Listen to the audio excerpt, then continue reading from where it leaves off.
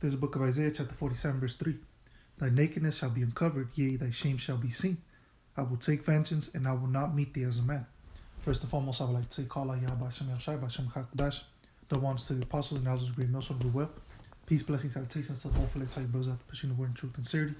Shalom, tell you brothers, stay strong, pushing the quick lesson. And I want to speak about the second coming of Yahushai, which he already came once in the flesh, which he, during that time he had to be ridiculed, he had to be, of course, crucified. He had to endure hardship and trials and tribulations, just like we are today. And but this go around, this time, he's coming in a super angelic, force-like being. Okay, he's coming like in a very spiritual,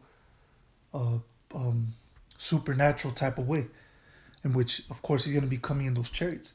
He's coming in a very powerful, way. Okay, but it says once again, Isaiah 47 verse 3, that nakedness shall be uncovered, yea, thy shame shall be seen. This is talking about America.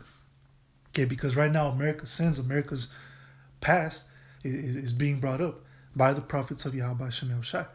Okay, and we're letting these Edomites, the rest of the world know, even Jake, that America is going to be destroyed for her wickedness. And Esau is going to go into slavery. Okay, so that's the nakedness, that's the shame, shall be seen.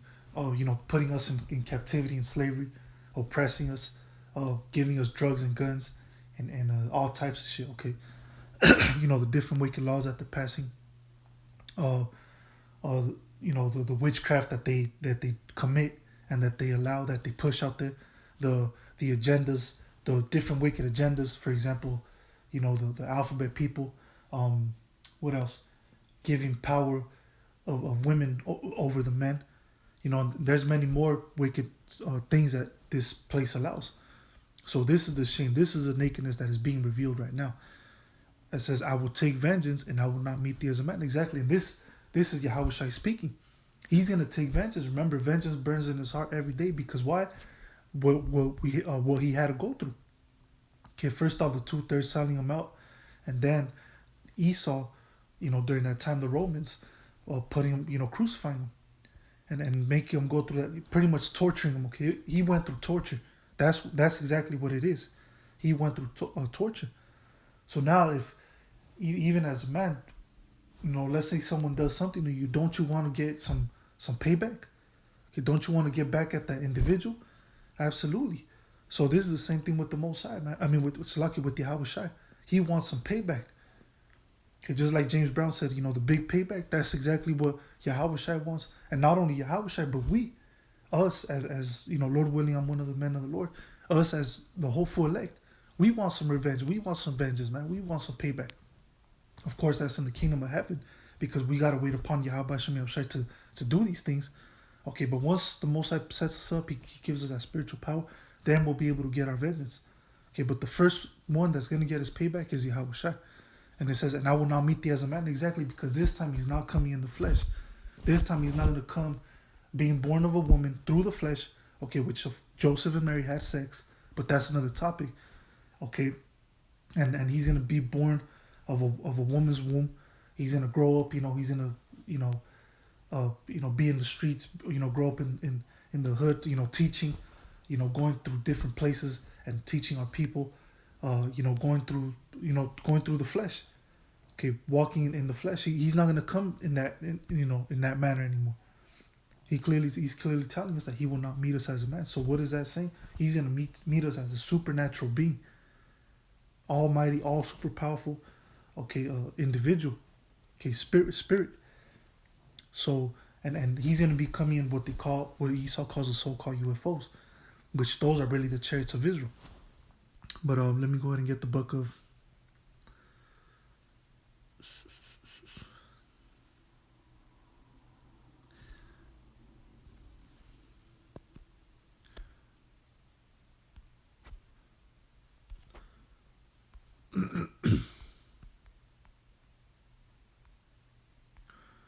There's a book of 2 Ezra, chapter 13, verse 3. And I beheld, and lo, that man waxed strong with the thousands of heaven. And when he turned his countenance to look, all the things trembled that were seen under him. Exactly. Who's that man? That's talking about Yahushua. And this is Ezra's. He actually saw that vision of Yahushua coming with the thousands of heaven, meaning the angels, Michael as well. Okay, wax strong. So, first he came in a weak state, meaning the flesh, even though he wasn't weak, right? But he came in a weak state, which is the flesh. But this time he's gonna come in a strong presence. Okay, he's coming in strength. He ain't coming in no weakness no more. Okay, uh, and when he turned his countenance to look, all the things that trembled that were seen under him, Salakia, all it says, and when he turned his countenance to look, all things trembled that were seen under him. Exactly, because when Yahushua comes with the angels with so-called UFOs, every eye shall see him, which I'm gonna get that scripture next. But every eye shall see him. So everybody that looks up to the heavens, they're gonna be afraid, because they're not gonna know what they're looking at. They're gonna think they're looking at some aliens, some monsters, some creatures from Mars and shit like that. Which that's the narrative that Esau's always been pushing, right? That what's in those ships, if pretty much if they do exist, what's in those ships is some little monster looking creatures. When that's not the case, those are the angels that are, they look like so-called black men with bushy afros, bushy beards, okay, and big as hell, very dark skin. Okay, and that's the same thing with Yahushua. He looks the same way, and that's the way they're coming and looking like. And everybody's gonna be afraid. Of course, not us. Now, in a sense, we are gonna be afraid, because that's Yahushua, man. That's like, man, whoa, that's the son of the Most High. So in a sense, we are gonna have fear within us, the hopeful elect. But for the most part, we're gonna be feeling good. We're gonna be, relieved. Okay, we're gonna be relieved, man. We're gonna be feeling relieved. Like, shit, man, finally, Lord willing, the Lord, delivers me. That's the spirit we're gonna be on. Okay. So everything's gonna be trembling. Everything's gonna be in fear when Yahushua comes through. Okay, so now let me go ahead and get the book of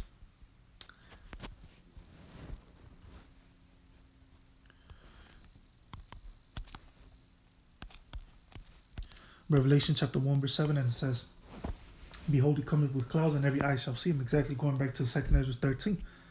Okay, everything that saw him was trembling. So he cometh with the clouds. Now the clouds also represent the chariots, the so-called UFOs. And they also which pierced him, and all. Now this one, also those which pierced him, which that was clearly the Romans, right? Those individuals that pierced him came back in the reincarnation, which this scripture also proves that's reincarnation is real. But that's another lesson for another time.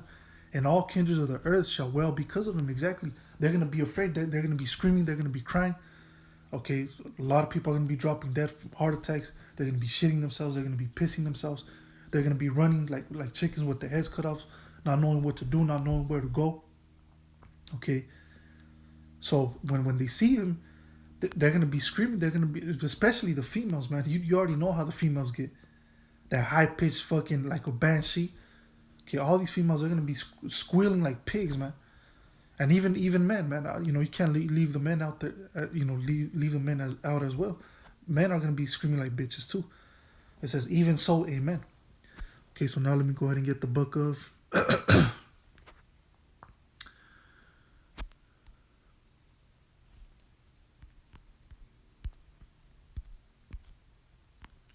This is the book of Job 18, verse 11.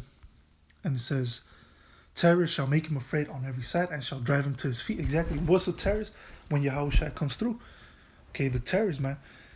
It shall make him afraid on every side and shall drive him to his feet. His strength shall be hunger bitten, and destruction shall be ready at his side. It shall devour the strength of his skin, even the firstborn of death shall devour his strength.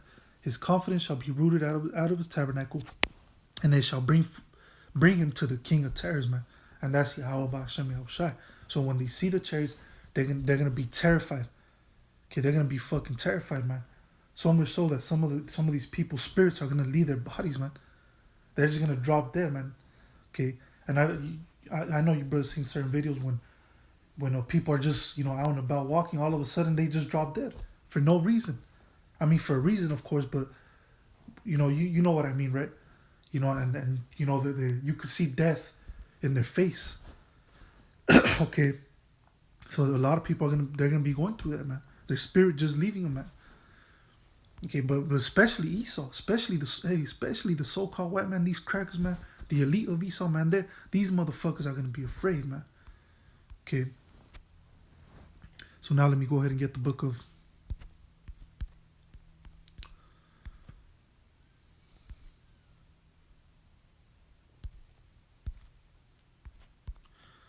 Okay, this is the book of 2 Kings, chapter 6, verse 14. And this is going into the story of Elijah and Elisha. Okay, which right now it feels like we're up against the world, right? Us as the hopeful elect. It feels like on every side, on every corner, we're up against every fucking buddy, man. Okay, everybody's against us. Everybody, we feel like sometimes we feel like we're alone. Sometimes we feel like it's only, 10 of us or 15, 20, 100 of us. But absolutely not, man. There's more of us than it is of them. Okay, you always got to remember that. So let me start at verse 6. 2 Kings chapter 6, verse 6. And the man of the Most High said, where fell it?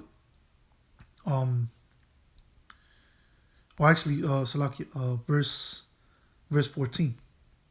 Therefore sent he thither horses and chariots and a great host, and they came by night and compassed the city about. And when the servant of the man of the Most High was risen early and gone forth, behold, an host compassed the city both with horses and chariots. And the servant said unto him, Alas, my master, how shall we do? So this is, I believe it was Elisha telling Elijah, he was getting nervous. What are we going to do? These individuals are surrounding us. They're besieging us. Okay, they're putting the squeeze on us, man. They're gonna get us. They're gonna kill us. They're gonna capture us. So on and so forth, right? Verse 16. And he answered, Fear not, for they that be with us are more than they that be with them. Exactly. So Elijah reassured Elisha. Okay, and he told him, look, do not worry, man. Look, everything's gonna be all right. Everything's cool. Just hey, keep the faith, man. We're good. Okay, Elijah wasn't worried at all, man. He had no fear. He had none of that, because he knew what was around him, which was, man, he had power around him. He had Yahweh Hashem Yahushua first and foremost, and he had the angels around him as well. So he said, and he answered, Fear not, for they that be with us are more than they that be with them. Exactly. So you might have there's going to come a point in time where the Most High is going to put you through certain situations, maybe with a bunch of troops, National Guard troops and shit like that. When all hell breaks loose, they're gonna surround you. Remember this situation, man. The angel, there might be over 1,000 troops surrounding you and shit like that.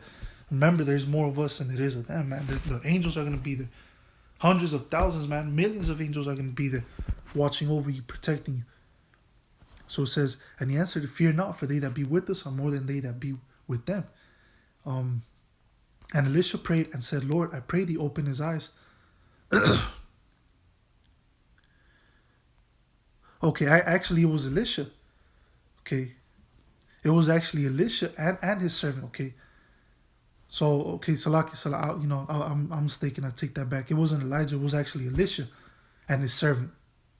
Okay, so Elisha was the one reaffirming, his disciple pretty much. Okay, which that's what it was. It was one of his disciples. He was telling him, look, everything's going to be okay. So it wasn't Elijah, it was Elisha. So once again, verse 17, and Elisha prayed and said, Lord, I pray thee, open his eyes, that he may see. And the Lord opened the eyes of the young man. And he saw, and behold, the mountains was full of horses and chariots of fire round about Elisha. So, in the snap of a finger, the servant of Elisha, he actually saw, his spiritual eyes were open, and he saw all the chariots, the so-called UFOs, all the angels, he saw them. So there you go, man. There's more of us than it is of them. Okay, but anyways, Lord willing, to the next time, Lord willing, I say shalom.